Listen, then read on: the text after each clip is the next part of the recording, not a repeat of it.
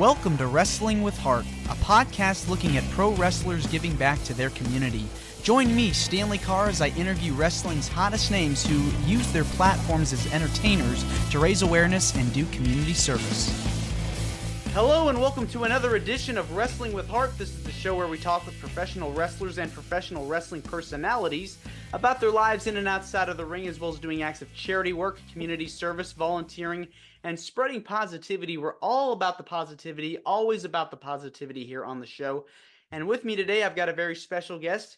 He has worked for numerous promotions, and he's done a lot of charity work and helped out in his community. And I'm pleased to welcome him to the show. The one, the only, Dusty Wolfe has joined Wrestling with Heart. Welcome, Dusty, to Wrestling with Heart. How you doing? Pretty good. All right. Thank you for coming on here. Thank you for having me. Yes. So tell me about your childhood and upbringing. Where are you from? I'm originally from San Antonio. Spent a few years in southern Oklahoma. That wasn't by choice. I've got a couple labs. That wasn't by choice. That was because my dad was in the military and so forth. But I'm San Antonian. I grew up here. Okay.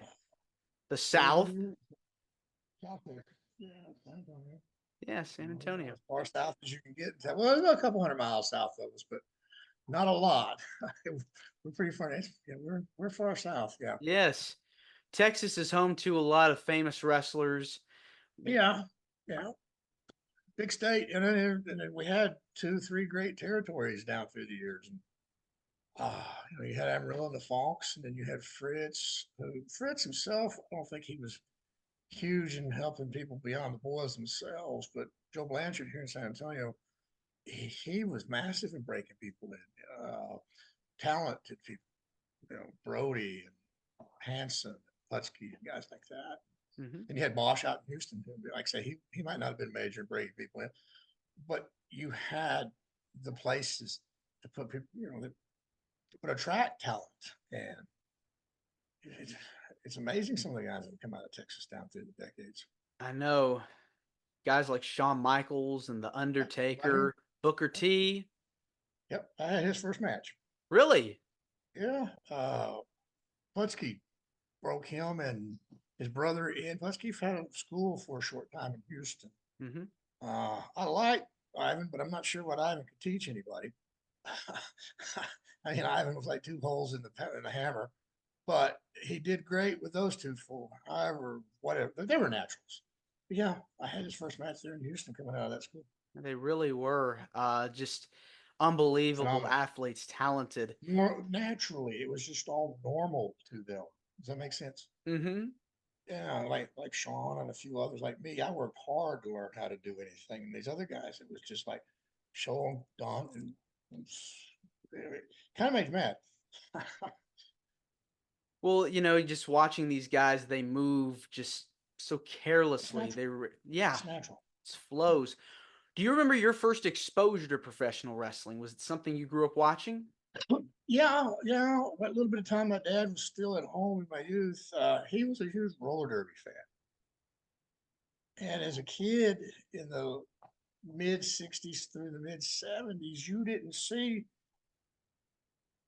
any national TV wrestling. It was all local, all syndicated, all that local station. And in those days, the TVs would be packaged with roller derby 1 hour and wrestling the next hour, or vice versa. There was like a 2 hour package, and it was unavoidable. And he would watch the roller derby and would usually stick around and watch the rest. And that's what hooked me.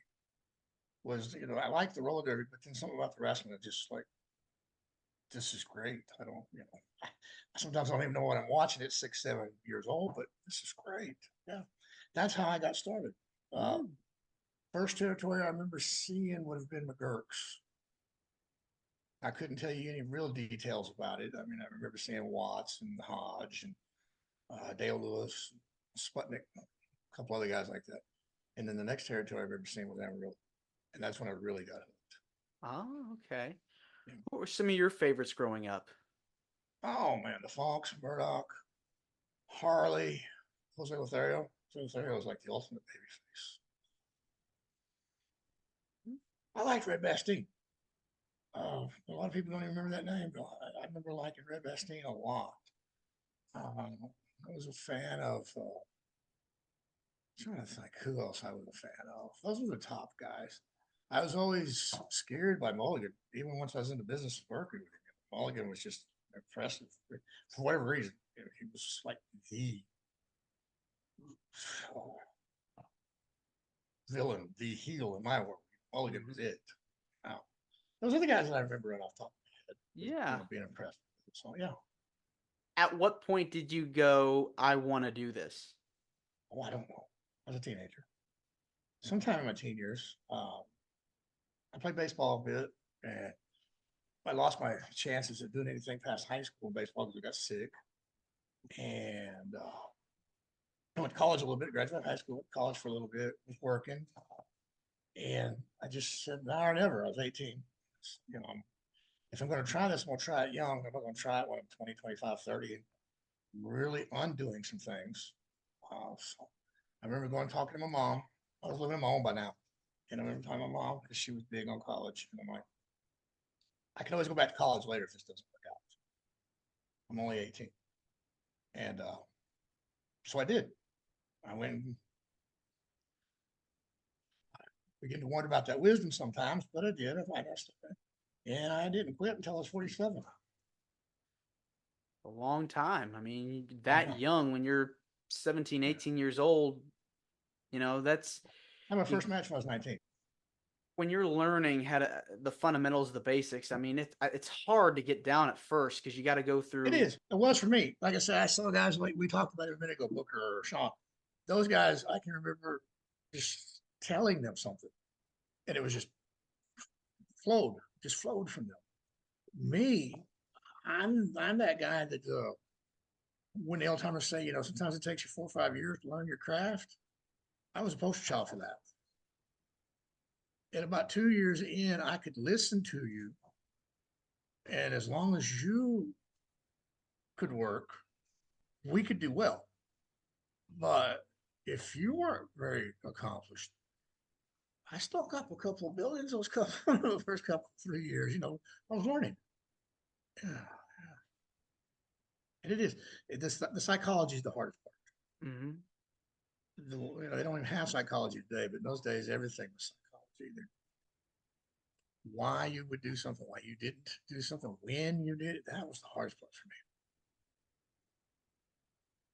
But you're able to put together the basics. You got Yeah, trained.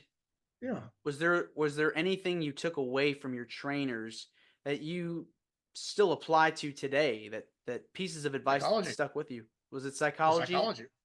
Why you do what you do, when you do it, timing. Uh, don't give everything right now. Save a little, especially like when I teach in the classroom. If I was to give every bit of detail that I'm discussing, whatever subject it may be today, what am I going to do next class?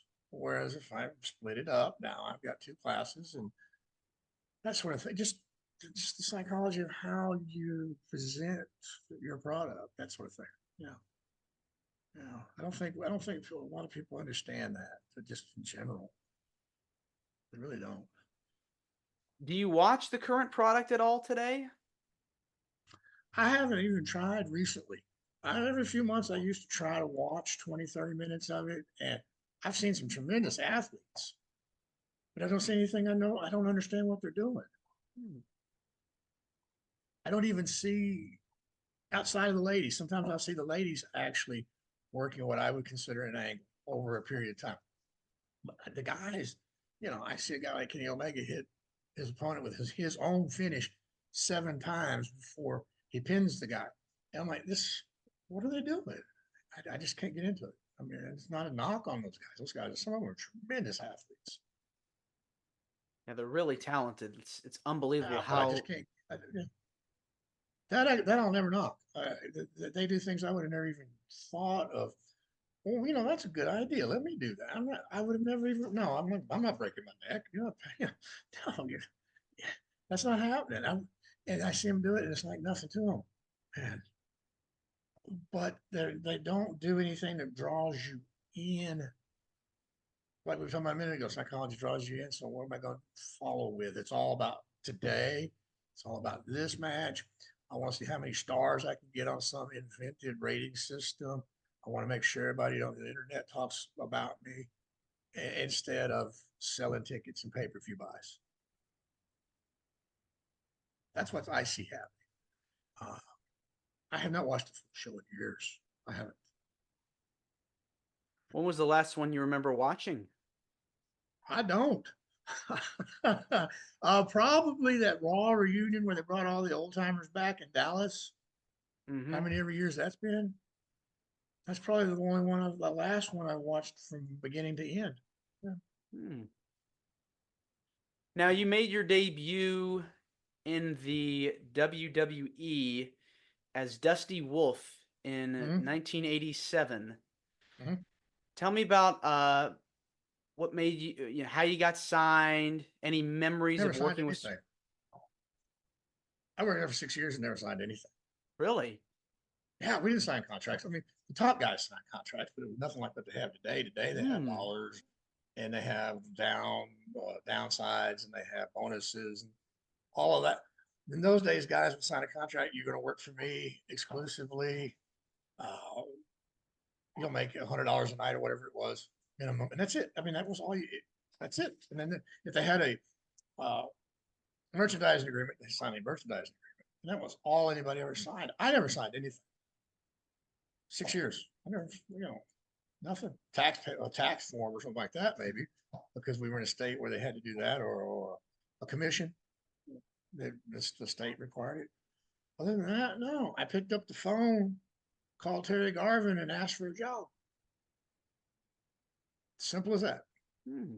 And they said, "Well, we'll come in. We'll take a look at you." They brought me in. They put me part time for about a year. Then I spent the better part of the next 2 years, at least half time, some parts full time. Then come around 90, 91, I went back to about halftime. I was making about half the towns. And in my last year, I wasn't really getting many bookings. Last year, in the middle of 92, middle of 93, really was. That's when they were having all the troubles. And the lower end guys were suffering. And I didn't see a lot of work. And in the middle of summer of 93, it's just not, there's nobody left to put over. There's no place for me left. We're not making any money. So I left. But no, I never, I hear about all the contracts and all the deals in the contracts and all that. I wouldn't understand them. I have 2 grad degrees and I wouldn't understand those contracts.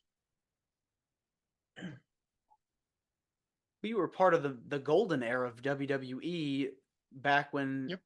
Hogan was there and Andre, Macho Man. What was it like being around them, or were you around them at all? Well, I was around all of them. Some of them I knew from the territory days. You realize I'd been in the business like 5 years when I got there, and I'd already worked Kansas City. I'd already worked Florida. I'd already worked Puerto Rico. I'd already worked Dallas. I'd already worked Memphis. I'd worked some on the independent scene. I had worked a little bit by the time I got there. So some of the guys already knew. The others, I had no clue who they were. They didn't know who I was. In my mind, I knew my spot as far as I'm underneath, you're on top. I'm not going to try to compete with you, but we're all employees. And so I'll treat you with the respect I hope you treat me with. And if you do in return, I made a lot of friends that way. And then, as the guys that, they had that cliquish mentality. And because they didn't treat me with the same respect. So I just stayed away from them. Dealt with them when I needed to, and otherwise went my own way. But as far as being starstruck by the talent, no, that wasn't an issue. What amazed me, and if you want to call it starstruck was the production and the size of the production. In all the territories I mentioned, Dallas probably had the most advanced technology of all of them. Most of them like 1, 2 cameras, 2 lights, and that sort of thing, right? And one guy at ringside announcing and so forth. Then you go to New York and there's cameras everywhere and there's lights everywhere, and It's Hollywood. it's just yes, especially for late '80s when they're still trying to figure out what works for the wrestling business as far as the Hollywood and the smoking and mirrors and whatever. And they were always trying to do a little something here. That amazed me. That was just like, this is. there's 20 and 25 cameras all around this building and that sort of thing. Yeah. Now, when you're traveling, you're going to different cities, towns. Who are some of your favorite buddies that you were on the road with during this time? Ricky Martel, Lanny Poffo, Marty, when he wasn't so wild, when he was wild then, but if he get too wild, I'll go off somewhere else. But I love Marty. It's a shame seeing some of the things happen recently. But Ricky Martel, Lanny Poffo was great to travel with because Lanny was always thinking. Lanny was always, even if it was out there, in my world, it was some things that would make you think. Uh, who else did I like to travel with? I think those are the main ones. Yeah. Yeah. And I mean, you later worked for WCW as well. Uh-huh. What was it like Yeah. working there? That was a completely different world. Whereas when you worked for the WWF, it was WWF then. You worked for Vince, and he had his lieutenants, and they answered to him. You answered to them, but you knew it all began and ended in one place. Regardless of what kind of human being he may be, he turned out to have been, whatever, he was the boss. So there was never any real question of anything. You go to WCW, the inmates were running the asylum. You've probably heard that before, and it's true. You had your Bischoff, or you had Kevin, or you had whoever. In my time, it was Bischoff, Kevin, and so came along later. They're the ones up here, and they're the ones that you're supposed to answer to, but they were answering to the talent. And by then it didn't matter. I wasn't going to get a push anyway. I had already been put in that position, and you do the job. So that was all I was going to do. And those paydays were going to stay the same. So that was all I was worried about. You guys go over here and create the chaos all you want. I'm here. I signed my check. I'm good. But it was a completely different world. It really was. Really? In one way, it was easier because with Vince, I could end up weeks without a day off. And with WCW, there were times that I would show up for a week, never open my bag because they would book more people than they needed for every show, whether it was TV or a house show. And as long as you were booked, told to be there, you got paid.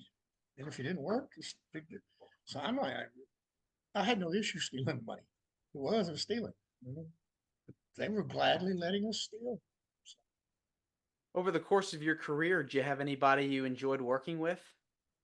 Oh, that whole crew that Vince had, well, with a few exceptions, like the Dynamites of the world. That whole crew, they were so good. That first crew that I was in there with, they were all workers. They didn't come out of the wrestling schools and so forth. They were workers. You learned how to work. So you go through that list. I enjoyed them all. Uh, Tracy Smothers, who came along later in my career. I love working with Tracy. Some people talk bad about Tommy Rich, but Tommy Rich, you could have a tremendous match with. You weren't going to have a technical match. You weren't going to get 5 stars from the smart marks, but you could have the people, that sort of thing. Trying to think. My lab is driving me nuts. I'm trying to think who else is. There's a few others. There's some guys that you would have never heard of on the independent scene that they were good talents. They just never left home. But as far as top guys, yeah, those guys. I think one of the best workers I ever worked with, and he never gets enough credit, is Martel. I mentioned him a minute ago. Mm-hmm. Martel was tremendous. He was Tito DiBiase Hennig level, and he doesn't get mentioned in the same voice as those guys enough. Yeah, definitely one of the good ones for sure. Roger Kirby's a guy that when I was learning was a tremendous worker, great teacher up from the Central States, up here in Kansas City. Dickie Murdoch. Dickie Murdoch. I learned more about working with Dickie than some whole groups of people. Because Dickie was one of those. He was such a natural that he could go half speed and still steal the show. Yeah. I think that's pretty much the list. Yeah, it's a really good list. You work with all the big stars. Most of them, I was blessed, even if it was just a 2 to 3 minute match on TV. I was there. Hmm. Let's switch gears and talk about some of the stuff you've done outside of wrestling. I know you've done a lot of charity work and uh, have a really good story. It's very inspiring that you wanted to share. My wife's the big charity worker. I'm the support system. I mean, I have to give her credit. My wife's an attorney, and I went back. First of all, I went back to school, and she made sure I could do what I needed to do in order to transition out of the wrestling business and actually provide. And so I did. And once I was established in the classroom, she's like, I want to go back to school. And I'm like, okay, it's only fair. And I started looking at like her transcripts and all her records, whatever. She had enough hours for like 2 degrees, but she had never finished anything. So I took her to the college I had just graduated from, introduced her to the one of the big wigs there that I was friends with, help her. And she went in, got her criminal degree, and then when she got out of the criminal degree, she says, I want a law degree. And I'm like, well, that's a lot of work. I'm here for you if that's what you want. Oh, that's what I want. And I want to be able to help people. And I'm, okay. So once she got her law degree, one of the first things she did, she went to work for a foundation here in town that helps uh, the poor among us that are abuse survivors get their protective orders, get their divorces, uh, fix whatever child situations may be taking place. And beyond that, she has hooked up with a couple of groups that help educate these young, usually, once in a while there's a man coming home, but it's usually the ladies of the county. Hmm. And after about a year of that, she left, opened up her own law office, in which she practices law like any other lawyer. But she opened up the Women's Legal Empowerment Center, which is basically doing the same thing that she was doing when she was working for the other folks. And that is, if you're indigent but you need help, she takes you on and gets you the protective orders, gets you your divorce, shows you how to file whatever you need for your children, et cetera, et cetera. Puts you in contact with the different groups here in town that you may or may not know about that will help you with your education, um, technical training, that sort of thing. Uh, she has a wellness group that she works with, in which every week they go to the homeless shelter for the ladies here in Bear County and do yoga and self help of that nature. And it's not a huge thing. It's really, I know, I mean, it's once a week we do it, but there's already been 2 or 3 of those young ladies that have come out of there and gone back to school, that sort of thing, because they realize they can. So she's the hero. I'm just the support system. I'm here, and when she says, I need you to go somewhere with me because whatever reason, I go. Uh, she, whatever, I just do whatever she tells me, basically. I'm just saying yes to But her. you're a part of the operation. You're Yeah, working I'm there. part of the operation. I don't want to sound like I'm bragging too much because it's her baby, and she works hard at it. But yeah, I'm an enabler, I guess is good a term as anything. I don't know if it would be easier for her or more difficult for her, but I do everything I can to make it easier for her to keep everything running and keep everything rolling. Sometimes I just sign the papers and tell her later, oh, I did for you, like banking or whatever, yeah, it's taken care of, and that sort of thing. But as far as the meetings or whatever, those are her. Those are all Mm. her. Yeah. Well, what is it about helping out in the community that gives you the most joy? We all deserve a chance. Whether we squander that chance or whether we take full advantage of that chance is strictly on us. But everybody deserves that chance. And there are those among us that have been raised their entire lives to not understand that. They come out of the system in which female abuse or spousal abuse, family abuse is normal. And somebody's got to step in and say, hey, that can change. Somebody's got to step in and say, hey, here's a way. That's why I'm in college. That's part of the reason I went to when I was was getting my teaching degree, I decided to go towards college because public schools, they have to, and they're not all worried about what the future may bring. The majority of those that are in college, they're looking for a future. And so, even though it's only one class a semester for them, it, I can help that little piece for them to move forward for whatever it is their hope. Because some of them they didn't know they could, and they still went into school with the unknown. And I firmly know how that works. Going back to school when I was in my mid late 40s, uh, so I try to. This is my little bit. This is my payback as far as Mm-hmm. what I do. Uh, as I say, the teaching's not. In some ways, the teaching is not as important as what she's doing, and what I try to help her with. In some ways, I think maybe it's every bit as important because I can help in small ways, larger numbers. Whereas in small numbers, she can help in larger ways. Does that make sense? Yes, yes. Okay. And so that to me, that's important because we all need that chance. We all need that opportunity. I wouldn't be where I'm at if I didn't have the opportunities. Yes. Everybody deserves that same right to be successful in this world. We may not be completely created equal, but we are created with the ability to be equal, is the way I look at it. Mm-hmm. But when we start taking away factors that allow us to make that move forward, something's wrong. And I know I can't fix it in so many cases, but I can do my part over here. That's all I'm looking to do. Mm-hmm. Because if my wife helps half a dozen women this year, and I have a few hundred students, at least part of those folks are going to fulfill their dreams.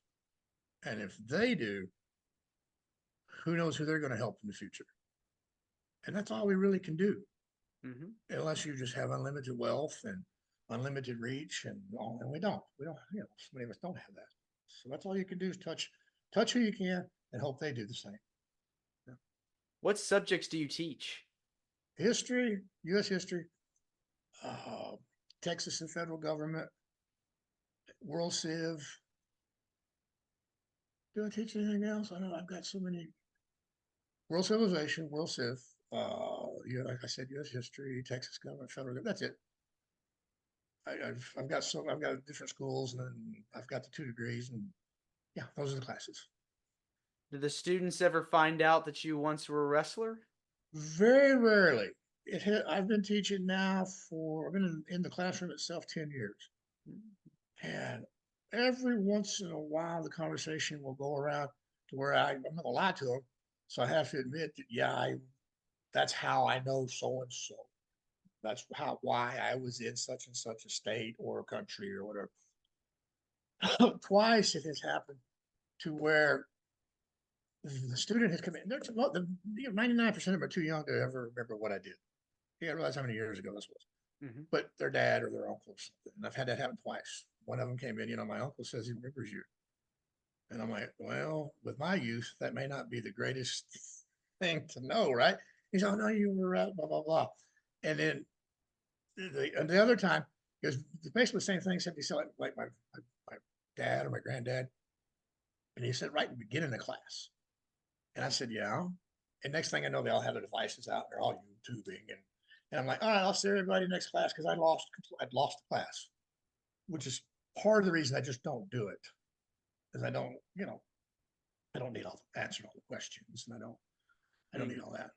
I can Google it or go on YouTube and find out. If they were that concerned, yeah. Mm-hmm. My opinion is, you like me or you don't like me in the classroom, according to what I'm doing, not according to who I might have been. And a lot of my coworkers don't know. Some do, and when they gossip, others learn. But I've only told 2 or 3 out of dozens. Literally, there's the faculty there and the history faculty and the government faculty literally numbers 35 40, maybe 55, 60 people. I've only told 2 or 3. Oh, okay. I went out and earned the degrees, and whether I'm any good or not, uh, whatever I have earned, I want it to be on the basis of what I'm doing, not my past. Exactly, Not because exactly. you're some fan, not necessarily of me, but you're a wrestling fan. I keep that. I don't want any of that. I want none of that. I gotcha. Yeah. Well, Dusty, this has been wonderful getting the chance to speak with you. It Appreciate means it. a lot to Yeah. me and to my listeners and viewers that are watching this on YouTube. Where can Oh. people find more about you on social media? Well, I'm on Facebook. I'm also on Twitter or X or whatever Musk calls it today. At Rancho Wolf. Uh, my wife, you can find her and her group through my Facebook because she's right there. She makes sure everybody knows she's my wife.